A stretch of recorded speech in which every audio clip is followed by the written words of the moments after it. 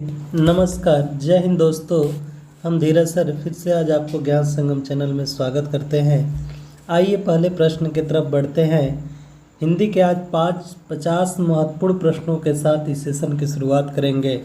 पहला प्रश्न है कि त वर्ग का उच्चारण स्थान क्या है।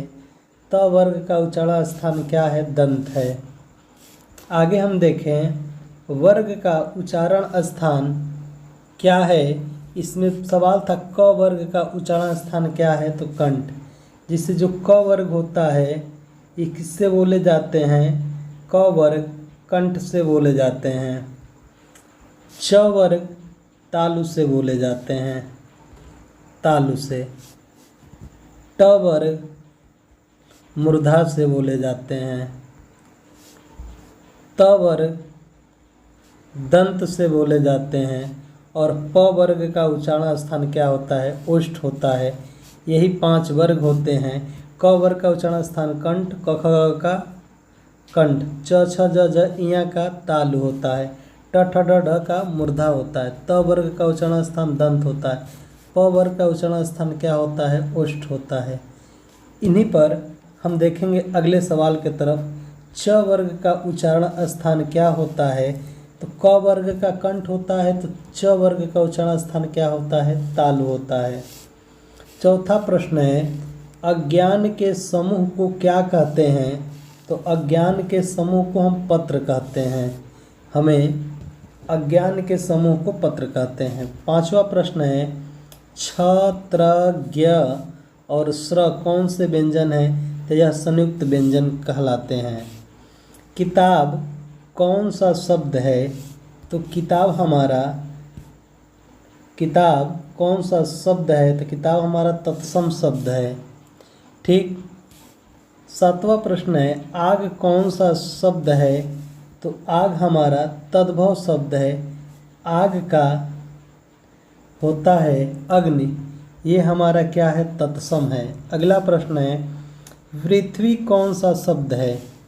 हम लोग धरती बोलते हैं। पृथ्वी कौन सा शब्द है? तत्सम। तत्सम जो संस्कृत भाषा के जैसे होते हैं या संस्कृत की तरह बोले जाते हैं उन्हें तत्सम कहते हैं। जो हम लोग अधिकांशतः बोलते हैं तद्भव भाषा बोलते हैं। तब बुल कौन सा शब्द है? तो तबबुल हमारा एक फारसी शब्द है। इसका मतलब इसमें दिया है देशज, तद्भव और विदेशज इनमें से कोई नहीं। तो हम उत्तर क्या देंगे? विदेशज शब्द के अंतर्गत रखा जाएगा। अगला प्रश्न है नाक कौन सा शब्द है? तो नाक कौन सा शब्द है? जरा यहाँ देखिएगा आप सभी लोग कि नाक कौन सा प्रश्न शब्द है। तो नाक हमारा क्या है? ऋण शब्द है। 11वां प्रश्न है फूल कौन सा संज्ञा है? तो फूल हमारा एक जातिवाचक संज्ञा है। यही गेंदा का फूल कहे, कमल का फूल कहे, ये व्यक्तिवाचक संज्ञा हो जाएगा। ईमानदारी कौन सी संज्ञा है? तो ईमानदारी हमारा एक भाववाचक संज्ञा है। अगला लंबोदर कौन सा शब्द है? रूढ़ है, यौगिक है, योग ऋण है कि ये सभी है? तो लंबोदर हमारा एक योग ऋण शब्द है। लंबा है उदर किसका? गणेश। सोना कौन सा संज्ञा है? सोना में कौन सा संज्ञा का प्रयोग हुआ है? तो सोना में द्रव्यवाचक, जिसको नापा या तौला जाता है उन्हें द्रव्यवाचक संज्ञा कहते हैं। मैं कौन सा पुरुष हूँ? तो मैं क्या हूँ? उत्तम पुरुष। तुम क्या है? मध्यम पुरुष। आप क्या है? मध्यम पुरुष। वह यह क्या है? अन्य पुरुष है। अगला देखा जाए सवाल कि आप कौन सा सर्वनाम है? आप कौन सा निजवाचक, जहाँ अपना या स्वयं का बोध होता है उन्हें क्या कहते हैं? निजवाचक सर्वनाम के नाम से जानते हैं। अगला है पुष्प कौन सा शब्द है? तो पुष्प हमारा एक तत्सम शब्द है। फूल हमारा क्या है? एक तद्भव शब्द है। फूल क्या हो जाएगा? तद्भव शब्द हो जाएगा। अगला है ख्याल कौन सा शब्द है? तो ख्याल एक कौन सा शब्द हो रहा है? ख्याल एक विदेशज शब्द है। 19वां प्रश्न है तेंदुआ कौन सा शब्द है? तो तेंदुआ हमारा एक देशज शब्द है। देशज शब्द जिनके उत्पत्ति का कोई पता नहीं चलता है उसे देशज शब्द कहते हैं। जैसे पगड़ी है, थाली है, मेहरारू है, ठीक, डंडा है, बल्टी है, लोटा है, ये सभी क्या है, देशज शब्द कहलाते हैं। गोल विशेषण है, 20वां प्रश्न है, गोल विशेषण है वो कौन सा विशेषण होते हैं? विशेषण 4 प्रकार के होते हैं, कौन कौन? जीएस और पीएस, गुणवाचक, सार्वनामिक, परिणामवाचक और संकेतवाचक विशेषण होते हैं। गोल कौन सा विशेषण है? तो गोल हमारा एक गुणवाचक विशेषण है।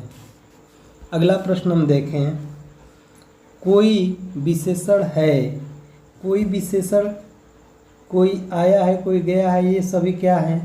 ये सार्वनामिक विशेषण में आते हैं। तुम जा रहे हो कौन से काल का है? ये भी प्रश्न पूछता है। काल 3 प्रकार के होते हैं, वर्तमान काल, भूतकाल और भविष्य काल। तुम जा रहे हो कौन से काल का है? तो भूतकाल का है। नाक कौन सा लिंग है? नाक स्त्रीलिंग है कि पुल्लिंग है? तो नाक हमेशा स्त्रीलिंग है। अगला देखिए, अगला प्रश्न है कि समास कितने प्रकार के होते हैं?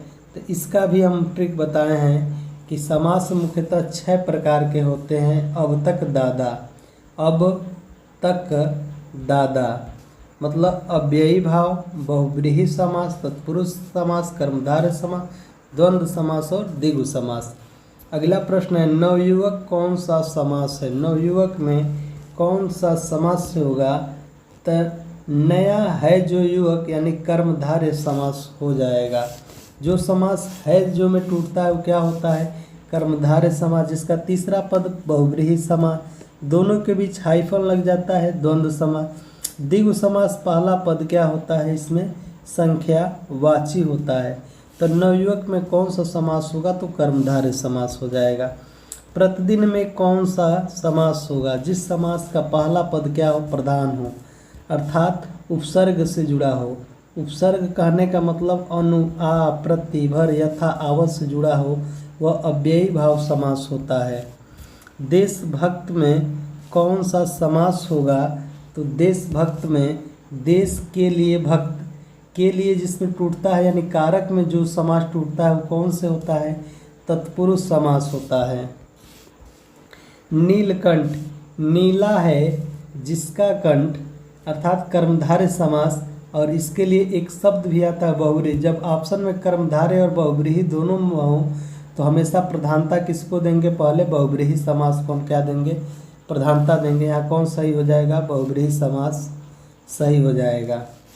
अगला प्रश्न हम देखेंगे, पाप और पुण्य में कौन सा समास है? अभी बताए हैं कि जिस समास के बीच हाइफन यानी किसका योजक चिन्ह का प्रयोग हो जाता है, दिन रात, माता पिता, भाई बहन, ये सभी में क्या हो जाएगा?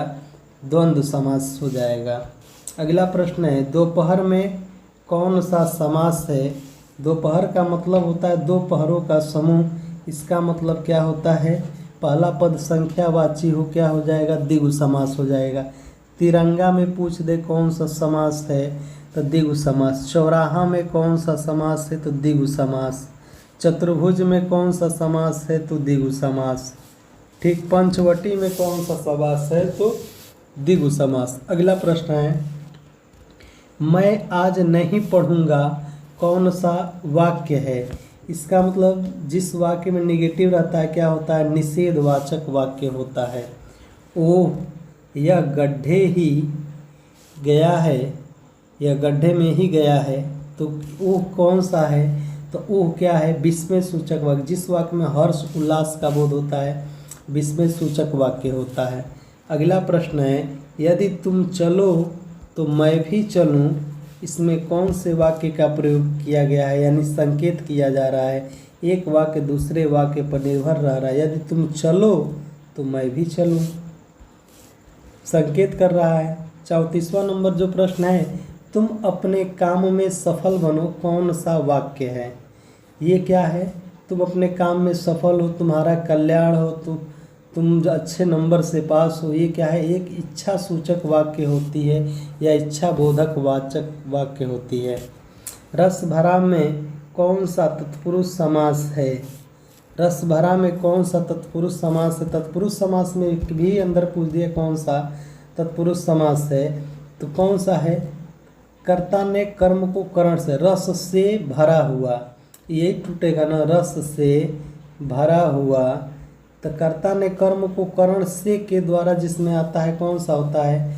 करण तत्पुरुष होता है, यानी विकल्प भी सही हो जाएगा। स्वर्ग प्राप्त में कौन से समास है? स्वर्ग को प्राप्त होना, स्वर्ग को प्राप्त होना अर्थात कर्ता ने कर्म को में टूट रहा है, स्वर्ग को प्राप्त, इसका मतलब कर्म तत्पुरुष हो जाएगा। यथासंभव में कौन सा समास है? जिस समास का पहला पद संख्यावाची हो, अर्थात पहला पद संख्यावाची हो तो द्विगु समास। ठीक, तत्पुरुष में कारक में टूटता। अव्ययी भाव में जिसका पहला पद क्या हो? उपसर्ग से जुड़ा हो, तो यथासंभव, अनु आ प्रतिभर, यथा आवत जिसमें जुड़ता है ये अव्ययी भाव समास कहलाते हैं। ठीक, वीणा पाड़ी में कौन सा समास है? वीणा पाड़ी कहने का मतलब है यहाँ कौन सा समास हो जाएगा? तो वीणा है पाड़ी जिसके कौन? सरस्वती जी, यहाँ बहुव्रीहि समास हो जाएगा। दुवन्नी में कौन सा समास है? तो जिस समास का पहला पद क्या हो? संख्यावाची, उसे क्या कहेंगे? उसे द्विगु समास के नाम से जानते हैं। अगला प्रश्न है महाबंधक कितने प्रकार के होते हैं? तो महाबंधक हम जानते हैं कि टोटल 3 प्रकार के होते हैं। निम्नलिखित में अशुद्ध शब्द कौन सा है? यानी डिफिसिल शब्द कौन सा है? डिफिसिल का मतलब हो जाएगा अशुद्ध शब्द, हमको बताना है। तो मंत्री जब भी लिखा जाता है तो ऐसे लिखा जाता है मंत्री मंडल, यह क्या है? यह शुद्ध है। यहाँ पर यही क्या कर दिया है? गलती कर दिया है। अगला हम देखें, अशुद्ध शब्द का चयन कीजिए। 42 में दिया है विकिक नहीं होता है, यह क्या है? अशुद्ध शब्द होता है, यह अशुद्ध शब्द है। अगला हम देखें, डिफिस शब्द चुनिए, यानी कौन अशुद्ध शब्द है उसको पहचानना है। तो इसमें देखेंगे, ये देखिए, विश्वसनीय सही है, अनुकूल सही है, आशीर्वाद सही है, नक्षत्र क्या है? गलत है। होता क्या है? नखत, नक्षत्र, ये क्या है? अशुद्ध शब्द है। अगला हम देखें, निम्नलिखित में आग का पर्यायवाची शब्द नहीं है। कौन आग का पर्यायवाची नहीं है? एयर खाना, हुतासन, विपथा, ये जो है ये आग का पर्यायवाची नहीं है। अगला प्रश्न देखें, निम्न में इच्छा का पर्यायवाची शब्द नहीं है। कौन इच्छा का पर्यायवाची शब्द नहीं है? तो लिप्सा मने इच्छा, कामना मने सहृदय मने शोध का मतलब इच्छा नहीं होता है, पर्यायवाची नहीं है, पूछा है शोध हो जाएगा। अगला प्रश्न है, निम्नलिखित में जल का पर्यायवाची शब्द नहीं है। निम्नलिखित में जल का पर्यायवाची, जल का क्या होता है? आप जानते हैं, अम्बु भी सही है। ठीक, मेघ पुष्प भी होता है, नीर भी होता है। स्वर का मतलब तालाब होता है, स्वर का मतलब तालाब होता है, यह जल का पर्यायवाची नहीं है। अगला प्रश्न हम देखेंगे कि निम्नलिखित में से घर का पर्यायवाची शब्द नहीं है। देखिए मित्र, आप भी बैठे बैठे इसको टिक करिए, कौन सा पर्यायवाची शब्द नहीं है। तो इसमें देख रहे हैं हम क्या कि सदन मतलब क्या होता है? घर, शाला मतलब घर, आलय मतलब घर, निकेतन मतलब घर। पावक किसका पर्यायवाची है? तो पावक अग्नि, अनल, पावक, दहन, धूमकेतु, ये किसकी है? आग की पर्यायवाची है। अगला हम देखेंगे, विशेषण कितने प्रकार के होते हैं? तो विशेषण 4 प्रकार के होते हैं, जीएस, पीएस, यही 4 प्रकार के विशेषण होते हैं। सर्वनाम कितने प्रकार के होते हैं? तो सर्वनाम हम क्लास में भी बताए हैं, सर्वनाम कितने प्रकार के होते हैं? 6 प्रकार के होते हैं, अनाप और सनाप। अ से अनिश्चयवाचक, न से निश्चयवाचक, प से पुरुषवाचक, स से संबंधवाचक, न से निजवाचक, प से प्रश्नवाचक। ये हमारे पास समास के सर्वनाम के ट्रिक हैं। उत्पत्ति के आधार पर शब्द के कितने भेद होते हैं? तो उत्पत्ति के आधार पर शब्द के 4 भेद होते हैं। कौन कौन? एक का नाम है देशज, जिनके उत्पत्ति का पता नहीं चले, विदेशज, जो दूसरे देशों से आए। तीसरा है तत्सम, जो संस्कृत भाषा में बोले गए। चौथा है तद्भव, जो हम लोग बोलते हैं, ये क्या है? तद्भव है।